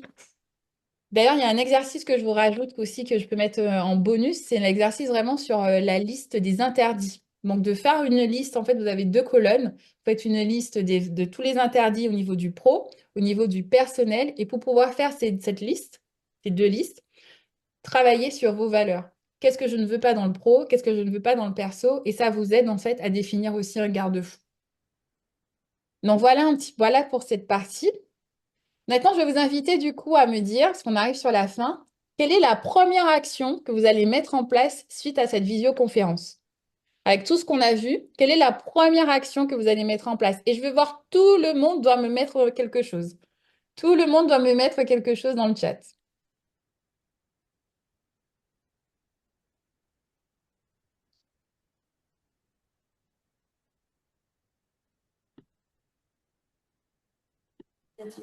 On te demande, est-ce que cette fois, il y a un QR code? Non, non, pas de QR code cette fois. Non, non, directement, chat. Non, non, non, pas de QR code. Donc, directement dans le chat, je vous laisse me dire. Alors, pour suivant, vous pouvez aussi ouvrir les micros, hein, on peut se parler aussi. Alors, mais en tout cas, voilà, je veux voir tout le monde écrire. Donc, c'est un moyen de vous réveiller aussi. C'est la fin. On a quasiment fini. Ah, planifier. Oula, il y a de vraies choses qui sont mises en place, dis donc. Très bien. Revoir mes priorités. Lister le plus de moments possible où je me suis sentie alignée. La discipline. Planifier un échange avec ma meilleure amie. Ok. Très bien, très bien. Bon, des choses qui sont mises en place. Super. Très bien. Je vais voir tout le monde écrire, hein. On est plus de 30, donc je dois avoir beaucoup de messages dans le chat. C'est un peu une notion d'engagement. Donc, qu'est-ce que vous allez mettre en place du coup avec tout ce qu'on a vu? Qu'est-ce que ça a bougé aussi en vous? Donc, voilà, ce sera quoi la première action? Réécouter et refaire les exercices du workbook. Oui. Le workbook, c'est le cadeau à la fin, donc c'est fait pour ça, parce qu'on sait bien, en 1 heure et demie, ça fait beaucoup d'informations à ingérer. Mais en tout cas, voilà, vous pouvez reprendre le workbook, vous poser à la maison, retravailler sur tous ces points, et vous allez voir, ça va vous aider. Moins attendre de l'autre. Tout à fait. Très bien. Plus dans l'initiative. Donc ça veut dire que c'est en lien avec tes valeurs, Xiaomi. Ok. Poser mes limites et connaître mes valeurs. Très bien, Stéphie. Très bien. Ouais. Renforcer mes valeurs et être toujours connecté avec moi et Dieu. Tout à fait. Très bien. Et pour renforcer tes valeurs, Paulette, justement, le bon moyen, c'est de faire justement l'exercice de l'alignement quotidien. Tu pars sur une valeur, tu te dis quelle action concrète je vais faire cette semaine. Maintenant, mettre en place l'alignement quotidien, super. Se positionner davantage par rapport à la famille, super. Lister mes valeurs, me les réapproprier. Waouh, très bien, Maïté, super. Non, non, c'est bien, je vois les choses concrètes. C'est du concret, c'est très, très bien. Ok, parfait. Je laisse continuer à écrire. J'avance un peu parce on commence à être short sur le temps. Je vous propose juste un temps méditatif avec ce verset. Une petite minute pendant que les autres continuent encore à écrire. Voilà, pour ceux qui sont en même temps en train de regarder, ceux qui ont déjà écrit. Temps méditatif, juste aussi à terminer avec ce verset. Je vous exhorte donc à marcher d'une manière digne de la vocation qui vous a été adressée. N'oublions pas notre identité en Christ. Nous sommes enfants de Dieu. Nous avons reçu de Dieu vraiment des attributions qui vont nous aider à faire de grandes choses pour lui. Ne nous fermons pas, ne nous bloquons pas en restant sur une identité du passé. Apprenons à nous voir comme Dieu veut que nous nous voyons. Travaillons sur les valeurs que nous avons justement pour les renforcer, les développer et en étant alignés avec Dieu. Et je prie du coup, et je dis cette phrase vraiment, je t'exhorte Odile, je t'exhorte Christiane, je t'exhorte Clarisse, Paulette, Maïté, c'est Mathieu, Hélène, Rachel, voilà tous les noms que je peux voir. Je ne peux pas dire tout le monde, mais je t'exhorte donc à marcher d'une manière digne de la vocation qui t'a été adressée. Et je le dis pour tout le monde. Vraiment qu'on puisse chercher à être dans cette démarche de marcher de cette façon digne de la vocation que l'Éternel nous a donnée. Nous avons une identité forte en Christ. Ne laissons plus rien en fait nous éloigner de cette identité qu'il nous a donnée. Donc vraiment, je vous invite à travailler sur ces différents exercices pour vraiment vous aider à développer cette identité davantage et arrêter de vous voir comme la personne que vous étiez dans le passé, mais vraiment à passer dans cette nouvelle étape de vous, nouvelle étape de vie. Être aligné avec Dieu. Je vois encore des beaux messages dans le chat, vraiment très bien pour ce qui va être mis en place. Et je voulais terminer avec du coup ce récap de tout ce qu'on a vu. À retenir pour une identité saine, donc apprenez à vous connaître au maximum pour être le plus aligné. Pour toutes vos décisions, tout ce que vous allez mettre en place. Faites des choix alignés avec vos valeurs, que vraiment tout ce que vous allez faire reflète vos valeurs. Et si vous avez du mal encore à le faire, retravaillez les valeurs. Prenez la matrice de décision et apprenez vraiment à vous mettre dans cette démarche-là quand vous avez des décisions à prendre. Cultivez des relations authentiques. Plus vous allez être authentique avec les autres et avec vous-même, vous allez pouvoir en fait être plus épanoui, plus en paix. Et surtout, en fait, vous allez plus aussi être aligné avec ce que Dieu attend de vous. Parce que Dieu a une vision pour notre vie. Passer à l'action. Donc, même vraiment, tout ce qu'on a vu est inutile si vous ne passez pas à l'action. C'est inutile si on ne passe pas à l'action. Donc, vraiment, apprenez à passer à l'action. Sinon, tout ce qu'on a vu aujourd'hui ne va pas s'infuser, ne va pas être durable. Et surtout, persévérez dans votre appel. Chaque jour, chaque jour, chaque jour, honorez la valeur forte qui est en vous. Passez à l'action. Faites ce que Dieu attend de vous. Vraiment, soyez plus fort dans votre appel chaque jour. J'ai rajouté encore un bonus. Je vous ai rajouté aussi un exercice que vous pouvez faire. Donc là, il y a un QR code cette fois. Mais donc, du coup, là, c'est pour le faire à la maison tranquillement, hein. C'est un test. Donc, c'est gratuit. Et ça vous permet en fait de trouver vos forces et d'apprendre à capitaliser sur vos forces. Ça fait aussi partie des points qu'on aurait pu voir aujourd'hui. Mais ça demandait de faire le test et tout. Et c'est un peu plus long. Donc, je vous invite vraiment à scanner le QR code. Vous avez, si vous voulez, prenez en photo cet écran. Vous avez tous les éléments ici. S'il n'est pas dans le workbook. Et vous savez, en fait, c'est un bonus. Et ça vous permet en fait de travailler sur vos forces. Et c'est hyper important. C'est votre signature. C'est ce qui vous aide aussi à pouvoir évoluer, à pouvoir, voilà, vous pouvez capitaliser dessus et ça vous permet aussi de faire la différence.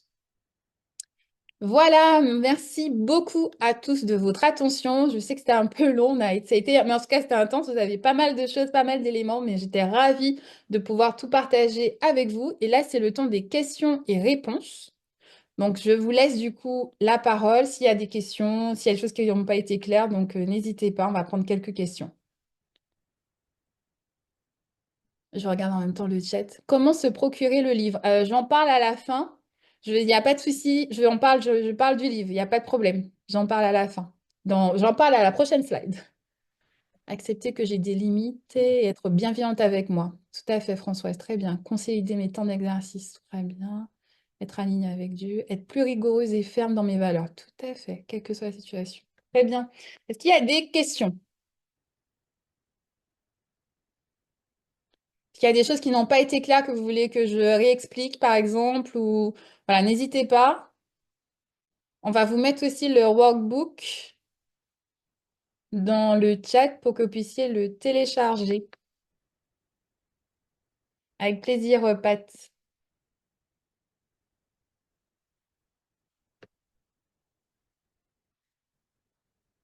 Hop. Alors moi, j'ai une petite, je peux le poser directement, comme ça Oui, c'est plus Colette. simple, hein. Oui. Euh, alors, c'est pas vraiment une question, mais une réflexion. Quand on regarde, on a toutes ou tous, on a tous des valeurs.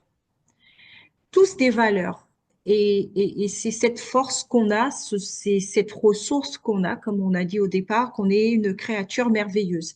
Toutefois, comment se fait-il que malgré que on ait tous des vraies valeurs profondes, surtout en tant que chrétien, que la relation, elle n'est pas toujours fluide avec l'autre.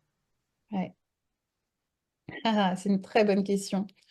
C'est une très bonne question. Et ce qui fait que c'est justement cette relation, elle n'est pas fluide avec l'autre, c'est que alors, je vais répondre par un verset. Il y a un verset qui dit l'homme aiguise l'homme. Et je me dis justement, le fait que les relations ne soient pas toujours faciles, ça nous permet aussi de travailler sur notre caractère. Ça nous permet aussi de grandir et de nous améliorer.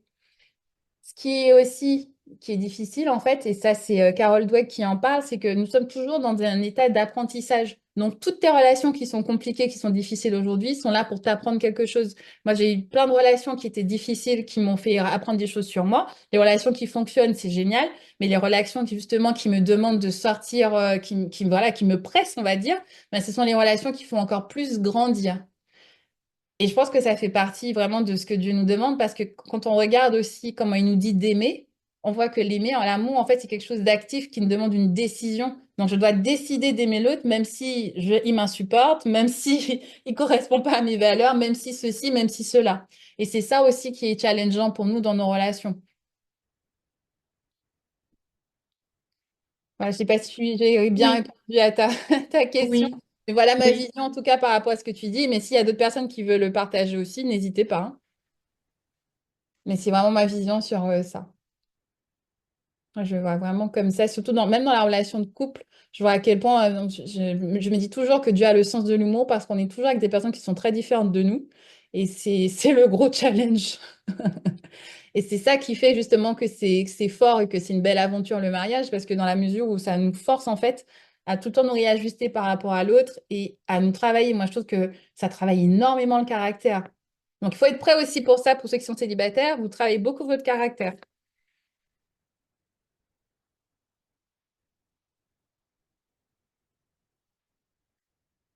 Il y a un pasteur qui disait même que le mariage, ça rend sain tellement que ça vous fait travailler votre caractère. Donc,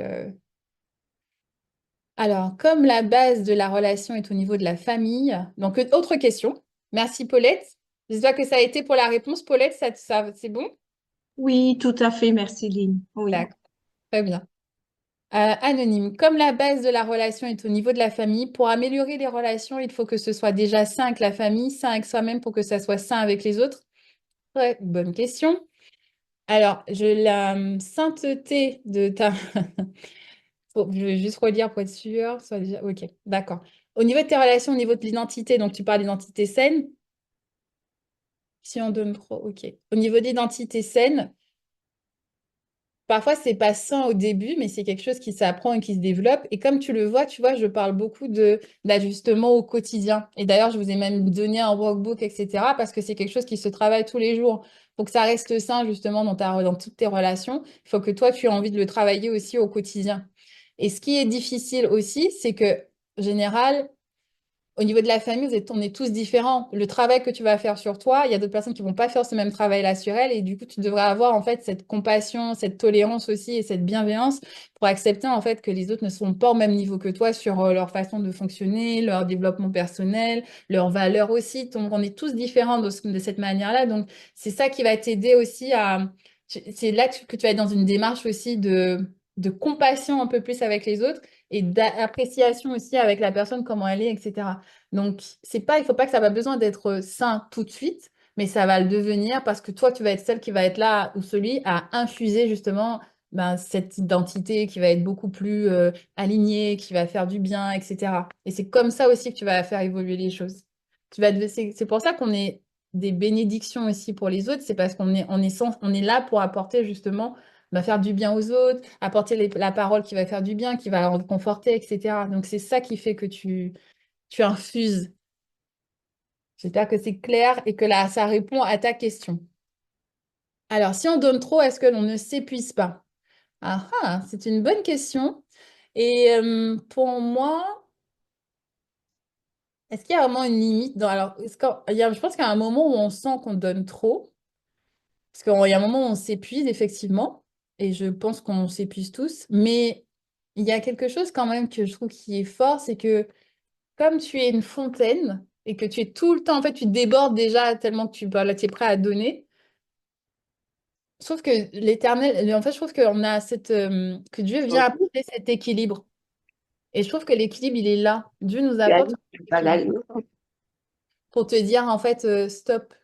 Et alors, même en plus que Dieu va te donner cet équilibre, mais Et pour moi, je suis allée. ton corps aussi va te donner cet équilibre. Je me sentais trop fatiguée. La lit quand tu te sentais trop fatiguée. Non, elle m'a pas demandé. Alors, je vais désactiver le son. C'est bon. Alors, est-il possible de définir une relation qu'il pèse ou autrement dit toxique? Comment la reconnaître? C'est une relation qui te fait mal, une relation qui te fait souffrir, une relation qui est loin en fait aussi de tes valeurs. Si tu es dans une relation comme ça, là tu sens que c'est une relation qui ne te fait pas du tout du bien. Et le terme n'est-il pas utilisé parfois à l'excès? Ben oui, complètement. C'est comme les pervers narcissiques et autres. Effectivement, parfois on utilise ces termes-là à l'excès. Je suis tout à fait d'accord.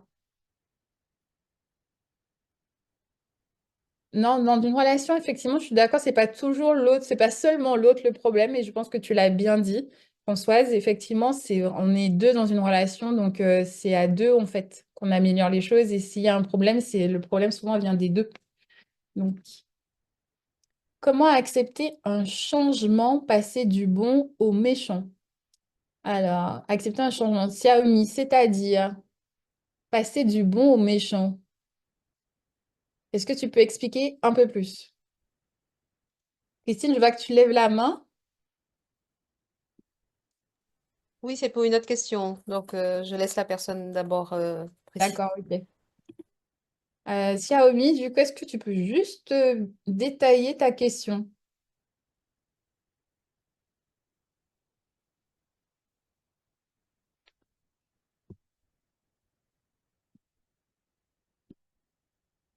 Bah, Christine, en attendant que Xiaomi réponde, est-ce que toi, tu peux poser ton autre question? Oui, tout à l'heure, tu disais que c'est important que l'on soit complet pour bien bâtir une relation. Mais à certains moments, là je parle quand tu es une femme épanouie, stable, etc., euh, la personne en face peut considérer que ben, en fait, elle a besoin de rien. Euh, voilà. Donc, comment gérer ça? Ah oui, tout à fait. C'est une très bonne question. Très bonne question. Alors ça me parle parce que du coup, j'étais vraiment dans ce cas-là de tout va bien. Alors, tellement que j'ai même dit à Dieu, sinon je suis tellement bien que franchement, si je dois rester célibataire, ça me va, hein, il n'y a pas de souci. Et 2 mois plus tard, je rencontrais mon mari. Alors bon. Donc Dieu, il gère les choses aussi à sa manière, il est ironique. Je pense que ce qui est important quand on est justement, on est complète. Et en fait, pourquoi je parle aussi de complète, c'est vraiment cette femme qui se connaît sa mission aussi et qui est en marche. C'est-à-dire, c'est pas la femme qui attend le mariage pour être épanouie. Elle voit le mariage comme un plus dans sa vie, un cadeau que Dieu, voilà, en plus, hein, mais c'est pas la fin de sa vie, c'est pas l'accomplissement final, quoi. Et ça, c'est hyper important de voir ça comme ça. Et pour l'homme, en fait, qui a peur des femmes qui sont trop, voilà, qui prennent trop de place ou qui sont, voilà, alors pas trop de place, c'est pas ce que tu as dit, mais plus la femme qui, justement, est déjà très complète, etc., très épanouie et tout. C'est à nous aussi, en tant que femme, de montrer, en fait, qu'on est prête aussi à être dans une relation, en fait, de lui donner la place. Et d'ailleurs, il y a une personne qui l'a dit avant, dans une relation, pour que ça fonctionne, il faut que l'autre aussi sente qu'il a sa place. Donc, par exemple, même si tu peux faire tout dans la maison, imaginons que tu es très bricoleuse, que tu peux t'occuper de l'extérieur, etc., mais lui montrer, en fait, que tu as besoin de son aide ou que tu le vois aussi, tu lui donnes cette place, en fait, d'être un homme et de lui montrer, en fait, aussi alors que tu n'as pas besoin d'avoir un homme, mais que tu as envie d'avoir une personne à côté de toi, ben ça, je pense, c'est quelque chose que tu dois faire toi. C'est la femme, en fait, à ce moment-là, je trouve alors c'est mon avis, hein, mais pour moi, c'est la femme à ce moment-là qui montre à l'homme, il y a une ouverture, j'ai envie d'avoir une personne dans ma vie. C'est vrai que je suis épanouie, je suis complète, mais j'ai envie que c'est de t'avoir toi dans ma vie. J'ai envie d'être avec toi. Et ça, c'est à nous de faire la démarche. Parce que sinon, effectivement, il y a certains hommes qui sont intimidés. Est-ce que ça va? Est-ce que c'est clair au niveau de la réponse? Oui, oui, tout à fait. Tout à fait. Ok. Et est-ce que je pourrais juste rajouter, en fait, comme deux personnes sont alignées, euh, comme tu disais, Lynn, tu ne vas pas trouver un homme ou trouver une femme juste et penser que tu as accompli quelque chose. C'est pas une fin en soi, mais c'est que chacun puisse apprécier ce que l'autre a comme valeur. Et c'est peut-être ce qu'il y a de plus intéressant lorsque quelqu'un vient, te rencontre. Il ne vient pas pour t'apporter quelque chose, ni toi, tu viens pas trouver quelqu'un pour lui apporter quelque chose, mais pour faire un chemin ensemble, Mm. en alignant bien sûr vos valeurs et en parcourant votre vie commune dans une union et dans un partage avec un projet commun. Mm. Dans l'idéal, ça devrait être peut-être, ce serait plus sain, non? Je suis tout à fait d'accord. Oui, complètement. Merci Paulette pour le complément, mais tout à fait. Alors, je réponds aux dernières questions. Stéphane, seulement ce qu'on donne n'est pas apprécié, on peut se sentir épuisé, mais en réalité, l'épuisement n'est pas dans le donner trop. Merci Stéphane pour le complément. Françoise, ne doit-on pas entretenir une saine relation amicale avant d'envisager une alliance dans les liens du mariage? Alors, François, je suis d'accord avec toi. Pour moi, je trouve que l'amitié, c'est la base avant d'être en couple, parce que ça te permet de voir l'autre sur son vrai jour. Et je trouve que quand on entre tout de suite dans la séduction, l'autre ne se montre pas sur son vrai jour. Je trouve qu'on est plus dans la côté séduction, je me fais beau, je me fais belle. Et voilà.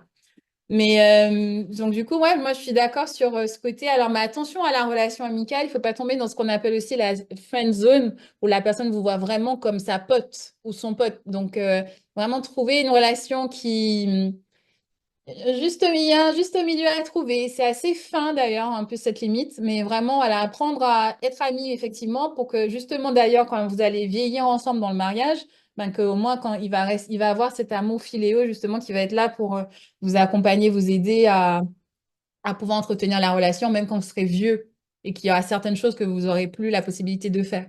Donc oui, je trouve que c'est important d'avoir ce côté amitié. D'ailleurs, ça faisait partie de mes critères. Je voulais une personne avec qui jouer et du coup, je suis gâtée parce que mon mari est très joueur. Alors, je prends la question de Xiaomi. Même avec un projet commun, il peut y avoir des changements brutaux. Alors, Xiaomi, je crois que tu m'as... Ah, voilà. Un mari qui était aimant et qui est devenu agressif et méprisant. Ah oui. Alors, comment accepter un changement brutal dans ce cas-là? Alors, tu vois, Xiaomi, Ça sort de mon domaine de compétences parce que là, on est vraiment sur la violence, etc. Et là, du coup, tu as vraiment des experts plutôt sur ce point.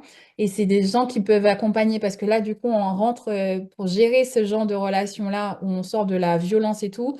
Il y a des phases psychologiques, il y a une thérapie, il y a plein de choses à suivre. Et ça, c'est du coup un autre champ de compétences. Donc, ouais, quand il devient aimant et devenu agressif et méprisant, là, c'est encore autre chose. Donc, là, je pense que là, si je laisserai la place aux personnes qui sont vraiment plus sur de ce côté-là, de ce domaine-là. Mais c'est dommage et ce sont des choses, justement, qu'on trouve trop souvent aussi, même à l'église. Christine, vas-y, pose-moi ta question. Alors, c'est pas moi, c'est Léa. Je la laisse parler. Oui, Oui, moi je voulais intervenir par rapport à l'amitié qui pourrait oui. être source de bonheur dans le couple.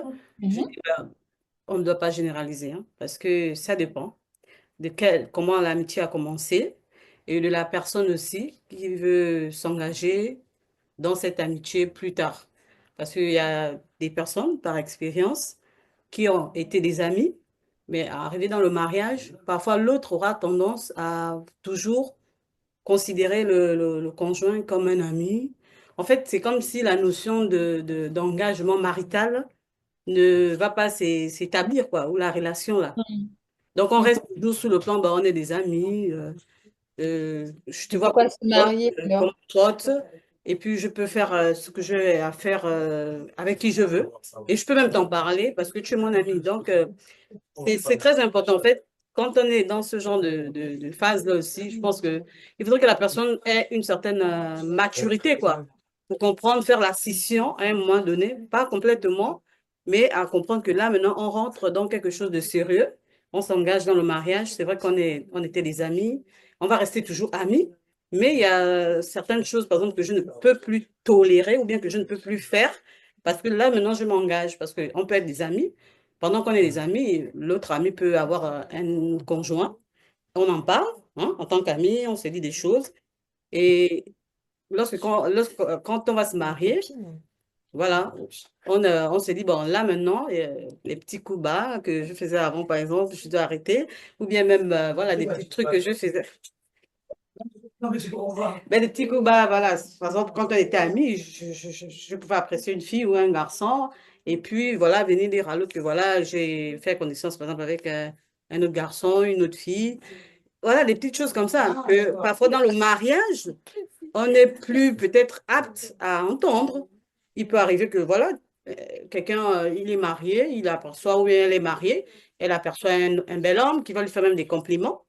Mais que quand on arrive voilà, à la maison, auprès de son mari, peut-être que le monsieur n'est pas assez mature, même si pour entendre, voilà, que non, voilà, il y a un monsieur qui m'a fait des compliments, il a dit que je suis belle.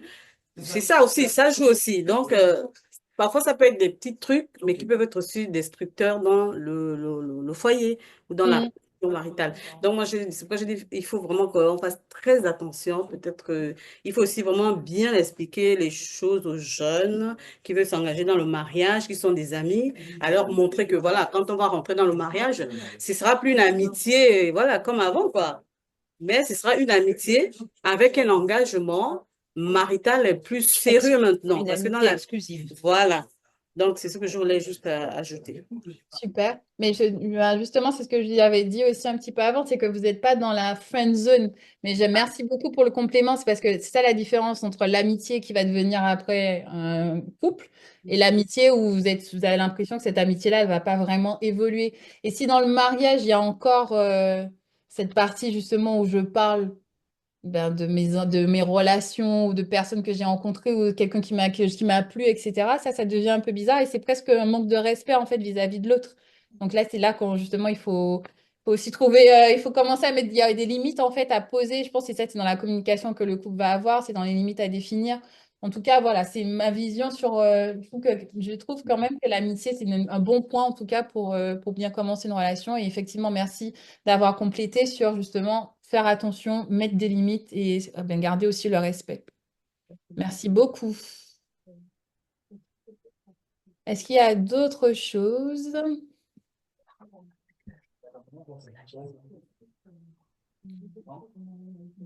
Alors, je vous laisse du coup. Alors, est-ce qu'il y a encore des questions?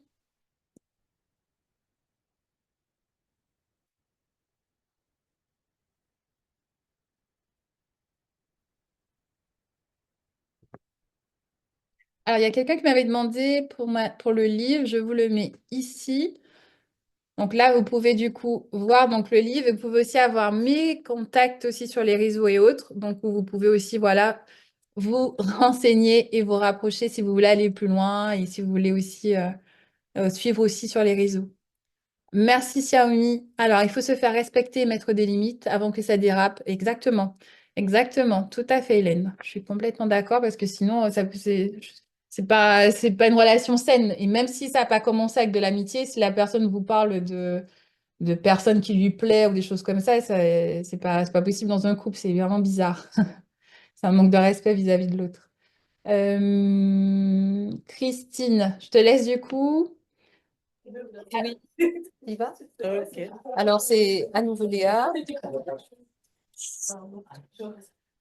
Là, je vais juste parler au nom des femmes. Je ne cite pas les noms, mais des femmes qui vivent des souffrances dans leur couple, qui n'osent pas en parler, qui n'osent pas s'affirmer, qui n'osent pas, en fait, revendiquer quoi, leur identité en Christ. Tout simplement parce qu'elles ont peur de se retrouver toutes seules. Mhm. Et moi, ça me peine, parce qu'on est en 2025, de voir qu'il y a des femmes qui souffrent encore de ce genre on va dire, de violence, par exemple, hein, dans leur couple, de maltraitance, de négligence même, mais qui ont peur parce qu'elles se disent non, si j'en parle, bien si je m'affirme, bien si je lui fais même remarquer quoi, au monsieur, voilà, il pourra partir ou bien la relation pourra se briser. Donc, du coup, je préfère ne rien faire, juste accepter quoi, de tout subir et souffrir, en un mot. Mais tout en étant avec quelqu'un, au moins, on saura que je suis toujours mariée ou au moins on me verra que voilà, je suis pas seule. Donc, sauver les apparences, voilà. Donc moi, honnêtement, j'en parle parce qu'il y a beaucoup de femmes qui sont là. Il y a peut-être celles qui sont mariées et même celles qui sont bientôt en couple, qui vont aussi bientôt rentrer dans le mariage. Je me dis, stop, il faut que ça cesse. Parce que accepter toujours, d'encaisser, de ne rien faire, de ne rien dire, ne même pas chercher de l'aide et se dire que non, on est forte devant les autres, comme on l'a dit là, sauver les apparences, c'est détruire tout simplement de l'intérieur. Mm. C'est vraiment ne même plus vivre, quoi. Donc, c'était mon mot de fin pour dire aux femmes, on a vu qu'avec Christ, on n'est pas seul. Avec Christ, on est bien aimé. Et quand on réalise que on est bien aimé par Christ, je m'en fous de l'amour d'un homme. Je peux m'en passer. Mais quand je rencontrerai celui qui va m'aimer, tel que Christ veut quand même, je le reconnaîtrai et alors je serai heureuse. Donc, femmes, soyez des femmes qui aiment Christ, oui, qui respectent vos époux, mais ne vous laissez pas aussi trop hein, détruire de l'intérieur, quoi. Au nom de l'amour, au nom de la solitude, au nom de la peur, je vous exhorte vraiment à vivre avec Christ. Parce que quand on a Christ, moi je prends mon exemple, je vais donner un témoignage tout simple. J'étais mariée légalement, mais quand j'ai vu que c'était trop, je n'en pouvais plus, j'ai dit, ben, je préfère rester avec Christ un moment toute seule s'il le faut, que de continuer à subir et mourir à petit feu. Et lorsque j'ai demandé le divorce, je me suis sentie renaître. C'est pas pour encourager le divorce, bien sûr, mais c'est juste pour dire que si je n'avais pas Christ, en plus je traversais des moments difficiles, ben, je ne devais pas être là avec vous ce soir. Donc, c'est mon mot de fin. Avec Christ, on est heureuse. Avec Christ, on est mieux. Merci. Merci. Merci pour le partage. Très bien, merci beaucoup. Alors, on arrive sur la fin. Alors, est-ce que le livre est en format numérique? Non, vous pouvez le trouver alors je réponds sur le livre. Alors, le livre, du coup, vous pouvez le trouver aux éditions Palanquet, donc en ligne aussi sur la Fnac, dans les librairies, la CLC, Certitude et dans vos librairies aussi, hein, il se peut se commander. Donc, vous le trouvez vraiment partout et sur Internet, vous tapez, vous le trouvez, hein. Donc, voilà, il n'y a pas de souci. Je réponds aux dernières questions. Tout à fait, Hélène. Ouais. Donc, merci Léa, parce qu'effectivement, ne pas avoir peur d'être seule, ce que je vous disais, c'est hyper important d'être complète. Et moi, je reviens dessus, hein, parce que comme je partage aussi un peu mon témoignage, ce que je vous ai dit un peu au début, c'est vraiment de voir l'autre comme la cerise sur le gâteau et pas le gâteau entier. La conquête de l'estime de soi est complexe, il y a des schémas de pensée à déconstruire, et puis si on est bien entouré avec des amis, si on a un diplôme, on a un diplôme, le départ d'une relation destructrice peut être plus simple. Ok. Voilà. Aucune personne ne mérite de subir et être certaine que Dieu a toujours un merveilleux plan pour nous. Tout à fait. Et vraiment regarder, finir avec de garder en tête effectivement cette identité forte que l'on a en Christ et qui nous permet de faire de grandes choses pour lui. Il nous complète. Je suis une créature merveilleuse de Dieu, l'œuvre la plus prodigieuse. Je suis le parfait reflet de son amour infini, merveilleux. Et si le monde ne reconnaît pas le chef-d'œuvre de celui qui vit en moi, je laisse ce refrain me rappeler que je suis une créature merveilleuse. Père, je te loue, car je suis ton